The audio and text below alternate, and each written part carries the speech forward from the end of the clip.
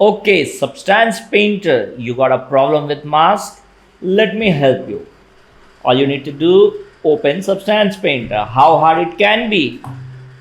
All you have to search for the Substance Painter logo in your system. As easy as that. Then open the sample. Which one? Meat mat. Okay, let's open meat mat. Here it is.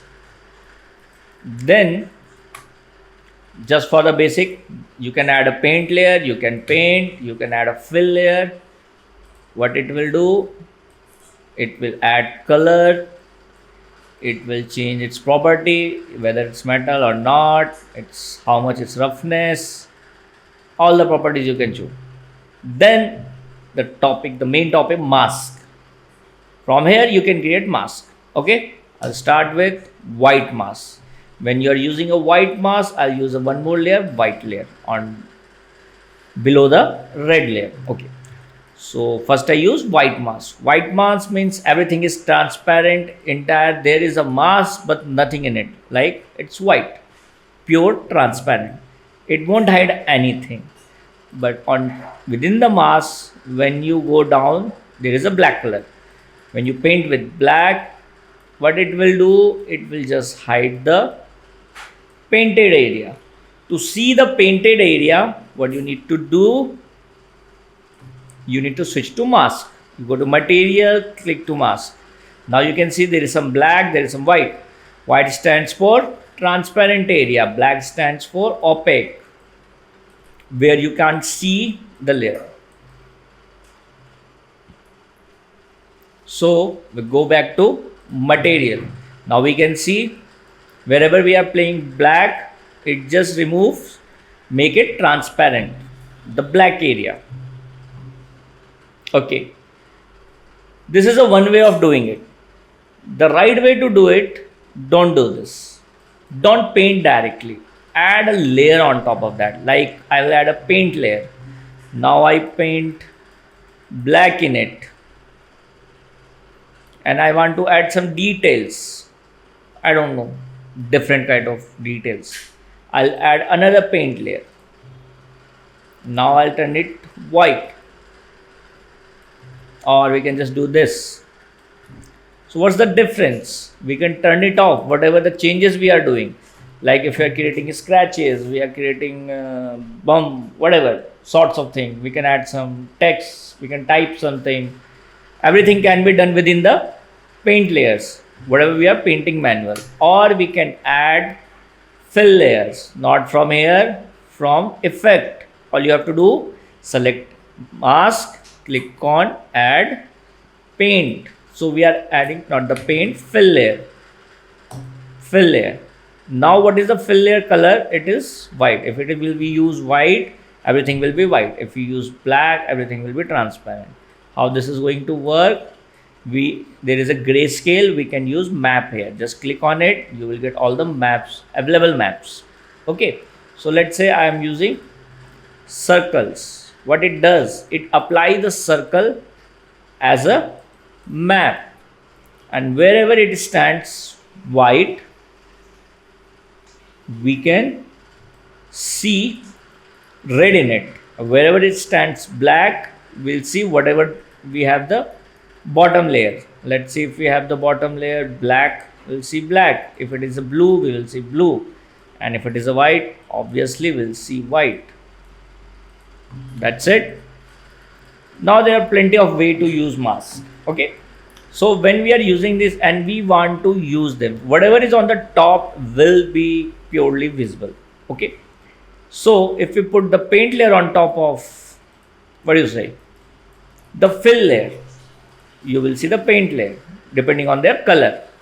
Or you can use blending modes. Okay, so right way to use blending modes, you need to first switch to mask. You can go from here, or you can use Alt plus left click. This is the shortcut to display mask. Now I'll turn on this layer. Now if we need to use black from this, just use multiply. It will mix the black from both layers. If you want to use white from this, it is almost it's a white. So it won't work with multiply, it will only work with screen.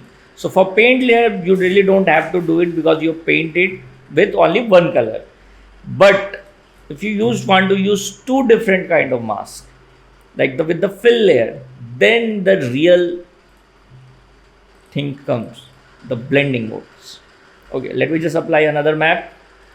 Let's say I'll just use a different one.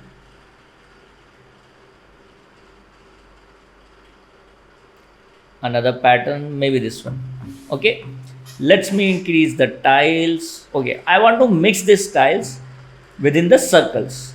Whatever you want to do, if you want to apply this tile within white area, so what I will do, I'll use multiply. Okay, so what it does, it added black within the white area because the rest of the black will stay black.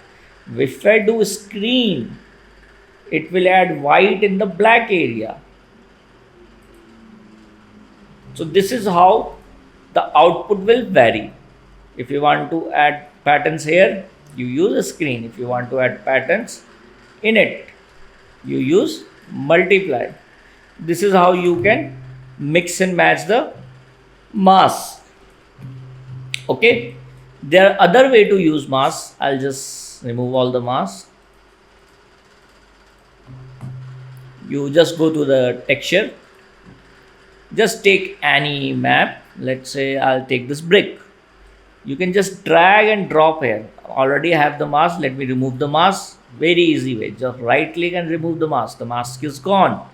Okay, now I'm going to use this brick as a mask. What I need to do, I just need to drop here and you see there is a mask pattern appears and this big pattern applied as a mask. What will happen if you change the height? Okay, if I change the height, what will happen? I'm changing roughness. If I increase the height, depending on the mask, it will change the height. Let it settle. Okay, so it's a very sharp one. Let me switch to something more of a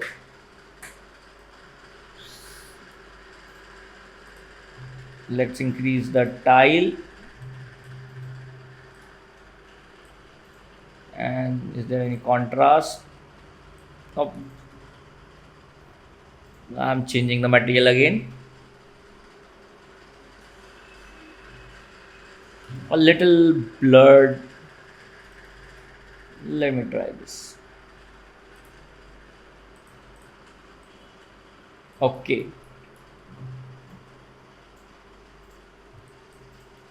So what will happen when we going to increase the height of the layer? It will increase height. If we reduce, it gives deboss. If we increase, it gives. So wherever the mask lies, let me go to the mask. We are seeing the wrong mask now. Now we can see the right mask. Okay. Wherever we are seeing red, okay, I'll just press M. It goes up because the height is in the positive. And when we go negative, wherever we are seeing red, it goes down. This is how we can change with the mask. Same goes with the roughness. Wherever we see the red, is it going to be rough or is it going to be sharp? So with the mask, you can control height, you can control roughness, you can control color. The right way to work is you work on these three parts separately. We work with the color separately, we work with the roughness separately, we work with the height separately. Sometimes you can have a same mask which is working with the roughness and the height as well and the roughness as well. But if you see these parts separately, yeah, like you work with the color first, then you work with the roughness first and then the height, then it's easy to break down any texture. It's easy to achieve anything closer to something. So working with the mask, there is another trick I'll show you. I'll just remove everything. Let's say this is a black mask. I'll just remove the mask. I want this texture here. You just drop it. It will ask base color, height. I'll just use mask. Okay. Once you use the mask, this is a map, floating map. You can move, rotate, scale, everything. It is another way or trick to use it. You can achieve this manually just by, I'll just do this manually without dropping here. Let's say white mask, it won't matter. Add a fill layer and put a texture here. I won't be able to pick the same texture, but I'll pick something. In the texture, you go to the top UV projection and choose wrap projection. This is exactly the same. Press W, scale. Now you can see it's the same one.